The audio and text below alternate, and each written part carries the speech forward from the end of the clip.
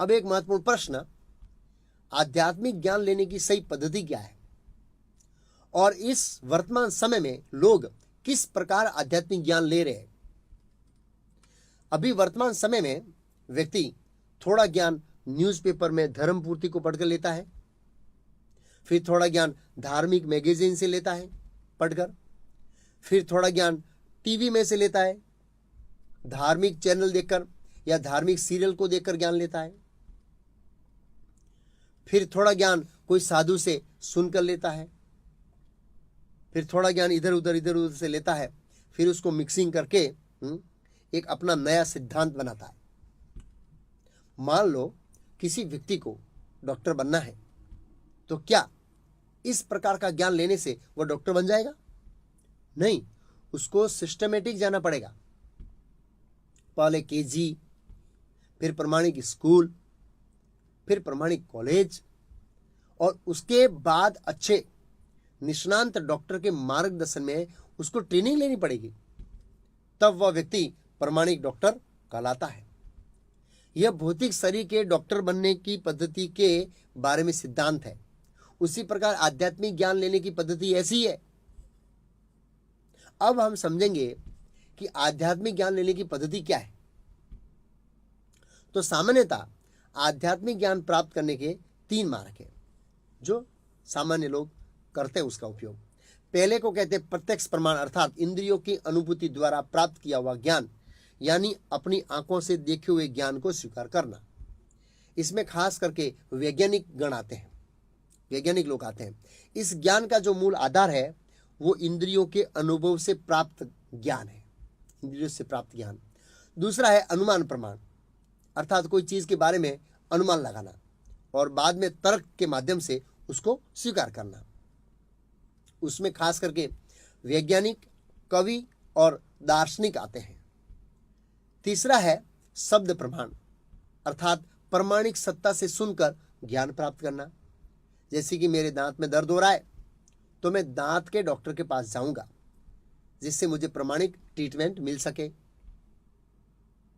अब हम समझेंगे कि इन तीनों मार्गों में से कौन सा मार्ग प्रमाणिक और पूर्ण है और कौन से मार्ग से हम जन्म, मृत्यु, जरा, व्याधि से मुक्त हो सकते हैं और परम सत्य की खोज भी कर सकते हैं। ज्ञान लेने का पहला प्रमाण है प्रत्यक्ष प्रमाण, जिसमें वैज्ञानिक गण आते हैं। इस पद्धति में ज्ञान का मुख्य जो आधार है वो है इंद्रियों की अनुभूति द्वारा प्राप्त ज्ञान। उदाहरण के रूप में आंख से देखना, कान से सुनना, त्वचा से स्पर्श करना, जीवा से स्वाद का अनुभव करना। वैज्ञानिकों का फेमस सूत्र है सीइंग इज बिलीविंग, अपनी आंखों से देखी चीज को ही स्वीकार करना।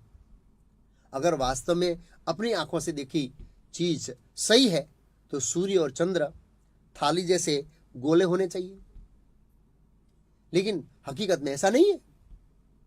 शास्त्रों से ऐसी जानकारी मिलती है कि सूर्य और चंद्र पृथ्वी से अनेक गुना बड़ा है, बहुत ज्यादा बड़ा है। तो फिर ऐसे क्यों दिखते हैं?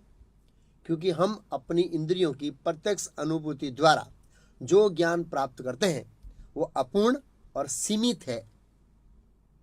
हम देखते हैं कि वैज्ञानिकों की थियरी हर रोज बदलती रहती है, हर रोज अपडेट होती है और हर रोज मॉडिफाई होती है। हम higher and higher and higher in perfect relative truth का ज्ञान वैज्ञानिकों के रिसर्च द्वारा प्राप्त करते हैं। जैसे कि कोई एक वैज्ञानिक ने रिसर्च करके एक सिद्धांत स्थापित किया तो उसको इनाम दिया जाता है। फिर दूसरा वैज्ञानिक उसको झूठा साबित करके एक नई थियरी बनाता है, उसको भी इनाम दिया जाता है। तो वैज्ञानिकों के द्वारा प्राप्त ज्ञान बदलता रहता है, परंतु परम सत्य स्थिर है, वह कभी भी बदलता नहीं है। इसलिए हम परम सत्य को भौतिक इंद्रियों से नहीं समझ सकते हैं। उसके 4 कारण हैं। पहला कारण है अपूर्ण इंद्रियां। हमारी सभी इंद्रियां पूर्ण हैं। उदाहरण के लिए आंख, ग्लास में पानी डालिए, कांच के ग्लास में, उसमें पेंसिल डालिए, पेंसिल आपको टेढ़ी दिखेगी।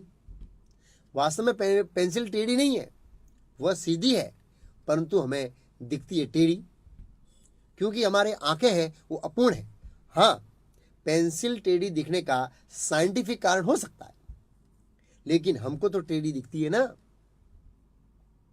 इस फोटो को देखिए, इसमें 2 कप दिखते हैं या 2 फेस?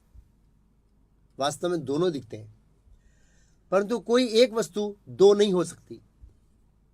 फिर एक कान हमें कुछ सीमा तक ही स्पष्ट सुनाई देता है, बहुत दूर से कोई बोलता है तो उल्टा सुनाई देता है। फिर एक जीभ, गुड़ खाने के बाद चाय पिएंगे तो चाय फीकी लगती है। वास्तव में चाय फीकी नहीं है, लेकिन ऐसी लगती है। फिर है त्वचा, अगर हम गर्म पानी में उंगली डालेंगे तो पानी हमको गर्म लगेगा, लेकिन उसी उंगली को ऐसे एकदम रगड़कर गर्म पानी में डालेंगे फिर से तो पानी ठंडा लगेगा। इस प्रकार हमारी सभी इंद्रियां अपूर्ण हैं। फिर दूसरा कारण है भ्रमित होना। कई बार हम भ्रमित हो जाते हैं।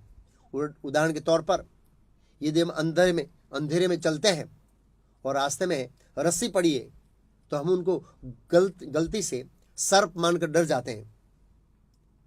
भ्रमित होने का एक और उदाहरण है मृग तृष्णा का। हम रेगिस्तान में जाते हैं, दूर से देखने में पानी दिखाई देता है, परंतु वहां कोई पानी नहीं होता है, वो तो सूर्य का प्रतिबिंब होता है। भ्रमित होने का तीसरा उदाहरण पेन किलर का। हमें कोई दर्द होता है तो हम पेन किलर ले लेते हैं और दर्द चला जाता है, जिसके कारण हम भ्रमवश सोचते हैं कि हम दर्द से मुक्त हो गए। हम ऐसी कई चीजों से भ्रमित होते हैं। तीसरा कारण भूल करना। मनुष्य मात्र भूल को पात्र। हर मनुष्य अपने जीवन में कोई न कोई छोटी बड़ी भूल करता है। चौथा कारण धोखा देने की वृत्ति। हर व्यक्ति में धोखा देने की वृत्ति पाई जाती है। इसलिए इन 4 दोषों के कारण वैज्ञानिकों का ज्ञान और व्यक्ति का ज्ञान अपूर्ण होता है। कोई तर्क कर सकता है कि हम इंस्ट्रूमेंट का उपयोग करके पूर्ण ज्ञान प्राप्त कर सकते हैं, परंतु इंस्ट्रूमेंट बनाया किसने? अपूर्ण इंद्रियों वाले व्यक्ति ने ही तो बनाया है ना, इसलिए वह भी इंस्ट्रूमेंट भी अपूर्ण है। सारांश यह है कि अपूर्ण इंद्रियों के द्वारा हम पूर्ण ज्ञान प्राप्त नहीं कर सकते। अर्थात इस प्रत्यक्ष प्रमाण से हम अपनी समस्याओं का समाधान नहीं कर सकते हैं और परम सत्य को भी नहीं जान सकते हैं, क्योंकि हमारी ज्ञान लेने की पद्धति और ज्ञान दोनों ही अपूर्ण है। इसका अर्थ यह हुआ कि भौतिक विज्ञान के माध्यम से हमारे जीवन की समस्याओं का समाधान नहीं होगा।